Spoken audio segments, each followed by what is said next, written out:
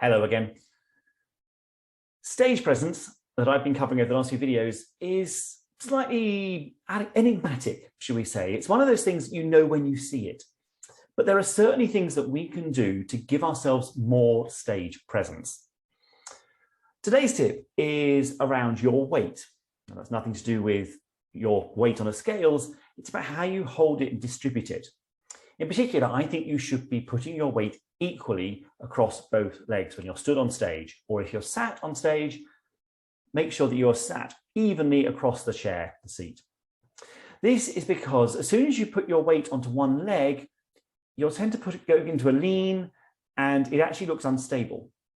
I've also seen a lot of people will cross their legs, whether they're stood or seated. And again, it's quite an unstable position. Chances are you'll start to wobble.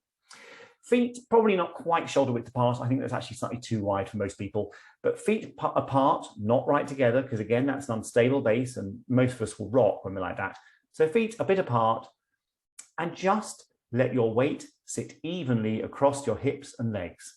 Don't lean onto one side, don't shuffle, certainly don't dance on the spot, but just plant yourself on the stage. It's a really small thing, but it actually visually, it's really important to an audience and is one of the things that will give you stage presence. If you're fidgeting, if you're leaning, if your weight isn't evenly distributed, it tends to say, I'm nervous, and your audience will notice and it will undermine that stage presence. Hope that helps. While you're here, do hit the subscribe button and you'll get notified when I put up new content here on YouTube. If you found this via the YouTube search, then while you're here, in the comments below, you will find, or in the description, I should say, you will find a link to my email newsletter where you can get more great content about communications and presenting. Thanks for joining me. See you next time.